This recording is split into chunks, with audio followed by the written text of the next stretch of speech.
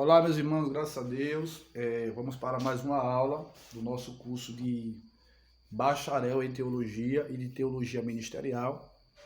Essa aula, tá certo, será gravada para as turmas online e também para os irmãos do presencial que perderem aula. Amém? Então, os irmãos terão também assim acesso. Hoje, dando continuidade, tá certo, ao curso, onde estamos estudando a matéria de profetas maiores. Estudamos a parte de profetas menores, falamos dos 12 profetas menores.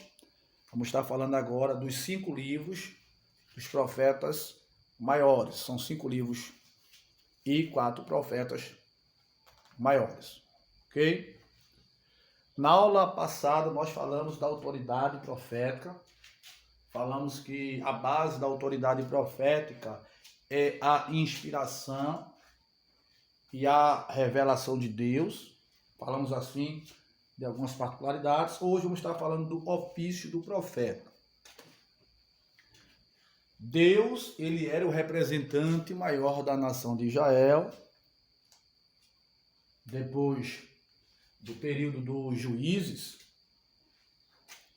entra agora o período monárquico. E o povo vai rejeitar Deus nesse período. O povo vai ver que as outras nações tinham seus reis de carne e osso, que guerreavam as suas guerras, que reinava sobre eles, e vão pedir a Deus um rei. E nesta época, Deus vai escolher Saul para ser o primeiro rei de Israel. E nesta época, como ofício, tá certo? Está exercendo o ministério profético de forma conhecida e reconhecida em Israel, de forma oficial, pois o ministério profético no Antigo Testamento era um ofício. Então, o primeiro profeta oficial a exercer o ofício de profeta de forma conhecida e reconhecida na nação fora o último juiz. O último juiz, Samuel, e o primeiro profeta oficial. O ofício profético, ele centralizava-se na aliança. Sempre se remetia uma aliança entre Deus com o seu povo, conforme Isaías, capítulo 24, 5, Jeremias, capítulo 11, Daniel, capítulo 9, versículo de número 10. O Nabi, o profeta, certo? Quando exercia este ofício, ele precisava ter uma vida irrepreensível diante de Deus, diante da nação, deveria ter um caráter elevado, pois ele era o representante de Deus. O Espírito Santo, ele era manifesto, não de uma forma deliberada, mas como um contra-gota. Deus falava através dos seus profetas, para um propósito que Deus estabelecia, mas o Espírito Santo não era dado, tá certo? De uma forma deliberada, como é dado hoje na época da graça. Então, o ofício profético. Então, qual era a função deste profeta, deste Nabi? Em primeira instância, ele recebia a palavra de Deus, ok? E ao receber a palavra de Deus, ele comunicava a revelação de Deus para a nação. Qual era a vontade de Deus para a nação? Por diversas vezes a nação de Israel, certo? Tanto o reino do norte como o reino do sul, entraram por caminhos que houve a necessidade de Deus forçá-los ao arrependimento. Então a nação se corrompia, porque o desejo de Deus para a nação de Israel, o Reino Unido, era fazer de Israel uma representação para as demais nações. A Bíblia diz que aquele povo era um povo especial, zeloso de boas obras, era um sacerdócio real, uma nação santa, eleita. Pastor, quer dizer que todo mundo seria sacerdote? Não. Quando a Bíblia diz que Israel seria uma nação um reino sacerdotal, é porque as demais nações, tá certo? Veria em Israel uma esperança para suas vidas desarrumadas. As pessoas tinham que ver em Israel a esperança para um mundo melhor, para um futuro melhor. Só que Israel, que deveria ser um referencial, ela se corrompe. Então Deus vai precisar usar os profetas desse período aí para denunciar o pecado do povo. Deus permitia que os inimigos viessem, matassem alguns entre os povos, saqueassem os seus bens, levassem as suas mulheres escravas, levassem os seus filhos, matassem os seus filhos. Que era uma forma de Deus forçar a nação ao arrependimento. Pastor, todos que foram para o cativeiro assírio e babilônico, eles foram sem um arrependimento, muitos se arrependeram, e é fato. Só que o arrependimento do homem não anula as consequências que sobrevirá sobre a sua vida, porque Deus é justo. Deus precisa exercer justiça. É por isso que mesmo alguns, se voltando a Deus, Deus vai permitir que o povo vá para o cativeiro babilônico. Muitos homens e mulheres de Deus se arrependeram, é fato, é bem verdade que sempre houve o remanescente fiel, sempre houve aqueles, tá certo, que não se dobraram, que não se curvaram diante do sistema pagão da sua época. Então, neste período agora, os profetas, os nabis, eles recebiam, tá certo, a mensagem de Deus, eles recebiam essa mensagem, e ele, o profeta, ele comunicava essa mensagem que recebia conforme a revelação e orientação de Deus. Ok? Outra coisa, os profetas eram usados, além de receber e comunicar a revelação de Deus, eles eram usados para reformar a nação, para reajustar a nação, quando esta nação estava assim distante de Deus. Eles também eram usados por Deus para preservar a verdadeira adoração. Vou dar um exemplo aqui. Em Samaria, Reino do Norte, reinou aproximadamente 19 reis no Reino do Norte. E desses 19 reis que reinou no Reino do Norte, nenhum deles prestaram. Todos eles, tá certo, foram reis maus. Mas tem um que a Bíblia diz que foi pior, no Reino do Norte, em Samaria. A Bíblia diz que Acabe, filho de Onri, foi um dos piores reis que o Reino do Norte conheceu, porque ele se vendeu para fazer o que era mal aos olhos do Senhor. Perceba que Acabe era ruim e se tornou pior do que era quando ele casou assim com Jezabel. A Bíblia diz que ele vai reinar por 22 anos em Samaria, vai casar com Jezabel, tá certo? Filha de Etibaal, rei dos Sidônios. E Jezabel, ela vai implantar um culto estatal. Ela vai implantar agora um culto estatal. De forma que o povo agora vai levar uma vida dúbia. De manhã Deus, de noite Baal. Então, como ela implanta esse culto estatal, o povo era obrigatório no caso, adorar. E o povo vai se corromper neste período aí, vai adorar Baal e Azerá. Então, o que acontece? Nesta época aí, Deus vai levantar Elias, tá certo? Outros profetas que não houve livros acerca do seu nome. A Bíblia narra alguns feitos, mas não há livro, tá certo? Com a sua autoria. Profetizaram também depois da divisão do reino de 1930, certo? Eram profetas, mas não há registro de livros com a sua autoria, e sim algumas informações de alguns acontecimentos que marcaram assim a vida desses profetas. Então, nesta ocasião, Deus levanta Elias e Deus vai comunicar a Elias, tá certo? A sua palavra. qual era o objetivo? Reformar a nação, porque a nação estava distanciada de Deus. O povo está levando uma vida dúbia, adorando a Deus e adorando Baal. E a Bíblia diz que não podemos servir a dois senhores. Ou vamos amar um, ou odiar o outro. Então, a Bíblia diz, deixa claro isso de uma forma inequívoca, que o povo estava adorando Baal, adorando a Deus. Então, Elias é usado por Deus e Elias vai confrontar o povo, trazer o povo, porque o povo estava distante de Deus. Então, Elias agora vai ser usado para preservar a verdadeira adoração, porque o povo estava adorando Baal. Então, Elias é usado por Deus e Elias vai profetizar e vai dizer assim, ó, segundo a minha palavra não vai chover. Então, passa ali 3 anos e meio aproximadamente sem chover.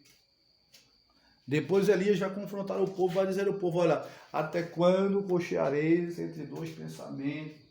Se é Deus, fica com ele. Se é Baal, fica com ele. E neste período aí, vai haver aquele confronto, né? No Monte Carmelo, entre Elias e os profetas de Baal. E ele vai fazer aquele desafio, e Deus vai responder com fogo, e a nação ali vai reconhecer que só Deus é o Senhor. Sendo que depois o povo vai se corromper novamente, Deus vai usar outro profeta, e assim sucessivamente, até os nossos dias. Então, outro propósito de Deus usar os profetas, era porque Deus queria que o povo retornasse ao compromisso da aliança. Um dos mandamentos envolvia servir somente a Deus, adorar somente a Deus. Pois Deus tinha usado Moisés tinha falado, tá certo? Nas margens ali do Monte Sinai, que o Senhor, tá certo? Era o único Senhor. E o fato do povo estar perecendo no meio da seca, da fome, da escassez, é porque o povo desobedeceu a Deus, porque a promessa de Deus por meio da pessoa de Moisés em relação ao povo foi, olha, se atentares para o Senhor teu Deus, deu um mal, trarei sobre vós, e todos aqueles que eu trouxe sobre o Egito. Deus tinha jurado que ia, tá certo? Abençoar o povo. Só que a bênção de Deus sobre a vida do povo seria uma bênção condicional. O povo deveria obedecer ao Senhor e deveria se submeter, tá certo? Assim também a sua palavra, assim também a sua vontade. Ok? Então, dando continuidade, o que seria, tá certo? Um profeta. O que seria uma profecia? Normalmente entendemos profecia como prever o quê? O futuro. Este sentido, ele é sempre secundário, não é primário, ele é sempre secundário. O futuro previsto, ele tem como base a situação presente do povo. Então Deus, tá certo? Ele denunciava o pecado do povo, por meio do profeta. Ele falava o que iria acontecer com o povo, tanto de mal se o povo permanecesse no pecado, quanto de bem se o povo voltasse para ele. Normalmente as profecias tratavam acerca da situação espiritual do povo e o chamado de Deus ao arrependimento, porque Deus primeiro ele trata no espiritual para depois tratar no físico material. Então Deus quer trazer o povo de volta ao verdadeiro culto, à verdadeira adoração, porque houve um misticismo que secularizou o mundo daquela época ali. A nação que deveria ser uma referência não foi, se corrompeu. O próprio povo ofereceu até os seus próprios filhos, tá certo? Aos deuses pagãos, a gente vai ver na história, atraindo para si assim a ira de Deus. Poderia vir as profecias, certo? Como revelações diretas, certo? Era a maneira mais comum. Deus falava de forma audível aos seus profetas, como a Bíblia diz que veio a palavra do Senhor a Jeremias. Deus falou de uma forma direta e de forma audível, através da revelação direta. Da mesma forma, Deus falou de forma direta com Isaías e muitos outros, como a pessoa de Moisés, como a pessoa de Josué, como a pessoa de Paulo e muitos outros que Deus se revelou de uma forma direta. Então, a profecia poderia vir como revelações diretas, certo? E poderia vir também como visões e sonhos, que é o caso da visão que Deus vai dar a Isaías, capítulo 29 ali, ó, a Daniel também ali no capítulo 7, versículo 2. Sendo que, precisa entender que os profetas, irmãos, eles não tinham a dimensão, eles não tinham como calcular a dimensão do que eles iriam falar, porém eles estão conscientes do que está falando, certo? Porque quando Deus toma alguém em profecia, Deus não toma o corpo, tá certo? Isso é possessão. Deus revela, tá certo? Por meio da inspiração aos seus profetas, o que ele quer tratar, tanto no presente como no futuro, por meio da profecia. Porque o objetivo da profecia é edificar a igreja, edificar o povo, é trazer o povo de volta à aliança. E o profeta, quando profetizava, ele estava consciente, ok?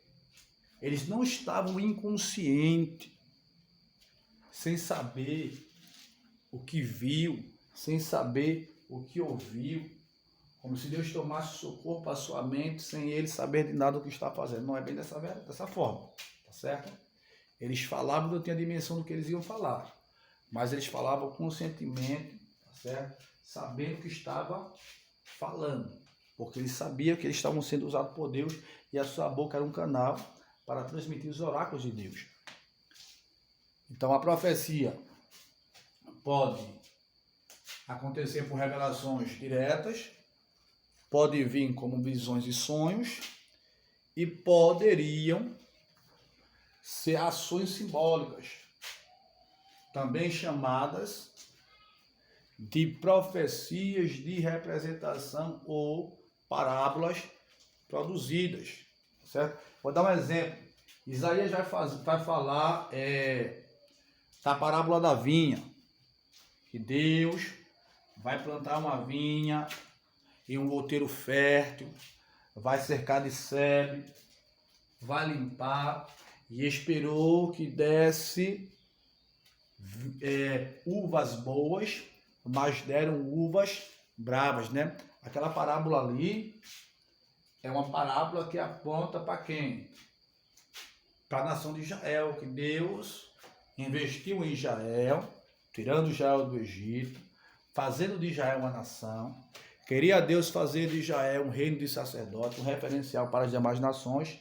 Esperou de Israel que Israel desse fruto, mas Israel, em vez de dar fruto, desagradou Deus. Então, Israel é ilustrado, tá certo, na profecia, na parábola, pela vinha, que Deus esperou que desse frutos bons, mas deu uvas bravas, ok? Então, as profecias podem ser ações simbólicas também. Eu vou dar um exemplo. No capítulo de número 18 de Jeremias, Deus leva Jeremias, tá certo? À casa do oleiro. Deus mostra a Jeremias todo o processo que o barro passa, certo? Que a massa passa. Ele mostra a Jeremias o poder que o oleiro tem sobre a massa, sobre o barro. Então ele mostra todo aquele processo e depois ele diz a Jeremias: poderia eu, Jeremias, não fazer com a casa de Israel da mesma forma que fez com o vaso este oleiro? A pergunta de Deus para Jeremias é essa.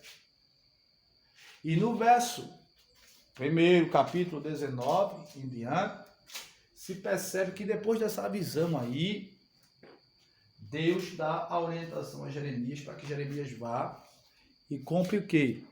Compre um vaso, uma botija, e quebre diante do povo e depois profetize. Da mesma forma que ele quebrou, tá certo? A botija, a nação seria quebrada e depois seria reconstruída, ok? Então, para recapitularmos, o que é uma profecia? Prevê o futuro. Esta profecia poderia vir como revelações diretas, ok? Deus falava de forma audível aos seus profetas, poderia vir através de visões como sonhos, e poderiam ser ações simbólicas, também chamadas de profecias de representação ou parábolas produzidas. Eram dramatizações ordenadas por Deus que chamavam a atenção das pessoas. Ok? Como exemplo do capítulo 18 e 19 que já falamos. E elas eram seguidas, tá certo? Essas dramatizações, tá certo? Essas acenações que era feita pelos profetas, elas eram seguidas, tá certo? De uma profecia oral ou escrita. Ok?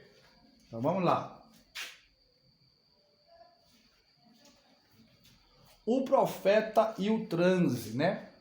Então, precisa entender, vou enfatizar isso aqui novamente, que o profeta, ele está consciente do que está falando, irmãos. Ele não está inconsciente. A profecia não é um transe, certo? Como se alguém tivesse deitado em uma cama e um médico estivesse falando algumas palavras enquanto ele está com os olhos fechados, certo? Para que ele entrasse em transe e correspondesse com uma perspectiva do profissional. Não é também hipnose. Alguns sustentam, tá certo? Que os profetas experimentavam alucinações estáticas ou o chamado transe de possessão, certo? Deus não trabalha com possessão. Quem trabalha com possessão é Satanás. Essa prática aí era uma prática comum, tá certo? No mundo pagão, tá certo? Da época, tanto do Antigo Testamento como do Novo Testamento. Não há nenhuma evidência de que este tenha sido o método de Deus revelar a sua mensagem ao povo. Pelo contrário, o conteúdo e a forma como foi recebida e transmitida a mensagem, bem como a reação dos ouvintes, deixam claro que o profeta estava plenamente consciente do que estava falando. Ok? Dificuldades com a interpretação das profecias. O problema histórico. As profecias não seguem uma ordem cronológica rígida. Preciso entender que a Bíblia ela não está em uma ordem cronológica, tá certo? Ela está em uma ordem lógica. Então, os acontecimentos que estão narrados não seguem assim uma ordem cronológica rígida. Então, é necessário estudar, pesquisar, fazer um alinhamento, um mapeamento das profecias, tá certo? Tem uma matéria que temos no mestrado que é chamada de relógio profético. Tem profecias que já foram cumpridas, tem profecias que é para Israel, tem profecias que é para a igreja, ok? Tem profecias que elas já foram cumpridas, tem profecias que vai ser cumprida, outras estão em cumprimento. Tem umas profecias que elas são aspiral linear, tá certo? ela vem se cumprindo, se cumprindo, se cumprindo, vai se cumprindo. Então, para compreender a profecia, é preciso encaixá-la em seu contexto. É necessário analisar o texto, o contexto. É necessário analisar, tá certo? A profecia como um todo, a época, o lugar, a cultura, a geografia, entendeu? O sistema político, religioso e etc. É necessário analisar todo o ambiente profético, é fazer aquilo que chamamos, tá certo? Da função do perito. Na aula de exegese falamos acerca disso, tá certo? Que o exegeta, ele é um perito que tem que analisar todas as particularidades para descobrir o que de fato ocorreu. Toda a profecia foi motivada por um fato presente, mesmo que aponte para o futuro. Então Deus, tá certo? Vai usar o profeta para profetizar algo futuro, mas em relação a um acontecimento presente. Vou dar um exemplo aqui. Davi cometeu adultério, cometeu homicídio, e o profeta Natan foi usado depois de 3 anos aproximadamente para repreender Davi de um ato presente. Mas as consequências que viriam sobre Davi eram consequências futuras. A Bíblia diz que a espada não sairia da casa de Davi, que Deus iria cobrar e etc. E acontecimentos traumáticos que Davi não esperava ver sobre a sua vida no futuro e sobre a vida da sua família, como consequência do seu delito, como consequência, assim, do seu pecado. Então, precisamos saber aparar que foi dada a profecia, qual a situação da época. É necessário analisar a história, a política, a cultura, a economia, a religião e muitas outras coisas que precisa ser analisado para ter uma compreensão melhor e maior da profecia, ok? A questão do cumprimento, precisa entender que existe um tempo, né? Entre Deus falar e Deus cumprir. Existe um tempo entre a promessa e a efetivação desta promessa. Algumas profecias apontam para cumprimentos progressivos. Deus falou e o que Deus falou vai se cumprir muito depois. Vou dar um exemplo aqui. Davi é ungido aqui, como vocês estão vendo aqui na imagem aqui. Mas para Davi sentar no trono, passaram-se aproximadamente mais de 15 anos. Alguns teólogos dizem que foram 15, outros dizem que foram 20, certo? Davi, ele teve que esperar o tempo de Deus na vida dele, até porque Saul ainda estava no trono. Ok? Algumas profecias apontam para um cumprimento progressivo. Você vê muitos homens e mulheres de Deus falar e muito depois aquilo que Deus falou ser cumprido. A gente não vai citar assim alguns exemplos aqui agora neste momento, para a aula não ficar tão longa, tão extensa, né? Outras profecias apontam para eventos históricos distintos. Nem sempre é claro o tempo do cumprimento das profecias. Exemplo de Daniel 9. As 70 semanas ali é só para entendermos, tá certo, que o fim se aproxima, mas não podemos pegar ali porque dias na Bíblia tem uma perspectiva, tá certo, indefinida, não definida, certo? Esta profecia se cumpriu em 167, a profecia de Daniel das 70 semanas, antes de Cristo, por causa da destruição de Jerusalém ali no ano 70. E se cumprirá novamente no final dos tempos. As várias formas de proclamação profética, através de um discurso de julgamento, as profecias de salvação, as profecias messiânicas, as profecias escatológicas e muitas outras. Amém?